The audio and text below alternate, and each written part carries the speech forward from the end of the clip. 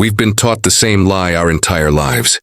If you want someone to like you, you should do something nice for them, right? You buy them a coffee, you help them with a project, or you give them a compliment. We think that by giving, we earn their favor. But what if I told you that the most powerful way to make someone like you is actually the exact opposite? What if the secret isn't in what you do for them, but in what you get them to do for you? This is the Ben Franklin effect.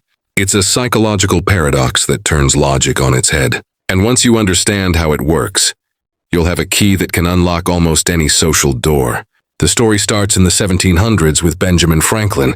He had a political rival, a man who was wealthy, well-educated, and someone who didn't like Franklin at all. Instead of trying to win him over with a favor or a fake smile, Franklin did something brilliant. He heard this man had a very rare book in his library. Franklin wrote him a note, asking if he could borrow it for a few days. The rival said yes. Franklin read it and returned it a week later with a thank you note. The next time they met in the legislature, the man did something he had never done before. He spoke to Franklin with great civility. They became lifelong friends, but why? Why would doing a favor for someone make you like them more? The answer lies in a concept called cognitive dissonance. You see, the human brain hates inconsistency. It needs our actions and our thoughts to be in perfect alignment. When you do a favor for someone you don't particularly like, your brain experiences a glitch. It thinks, wait, why am I helping this person? I don't like them, but I'm doing them a favor. Only people who like someone do favors for them. To fix this glitch, your brain literally rewrites your feelings. It convinces itself that you must like them. It tells you actually they're not so bad. I'm helping them, so they must be worth my time. This is the ultimate social cheat code. When you ask for a small, manageable favor, you aren't being a burden. You are giving the other person the opportunity to justify their kindness toward you. You are making them invest in you. But you have to be careful. You can't just go around asking for huge favors.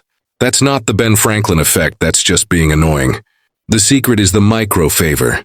Ask for something small. Ask for their opinion on a book. Ask them to pass you a drink. Ask for a tiny piece of advice on something they are good at. When you ask for advice, you're doing two things.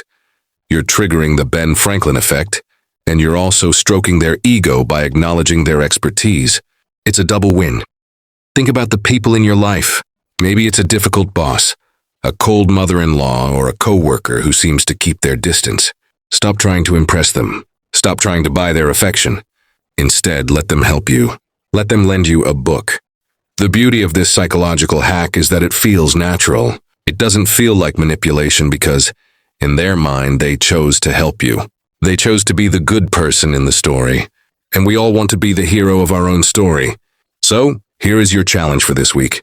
Find one person you've been struggling to connect with. Don't do something for them. Ask them for a tiny 5-second favor. Watch how the energy in the room shifts. Watch how their walls start to crumble.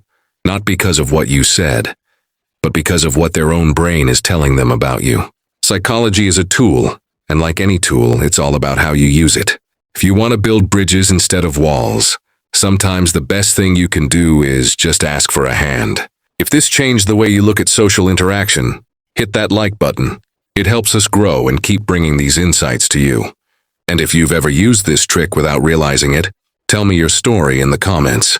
I'd love to hear how it worked out for you. Until next time, keep observing, keep learning, and stay sharp.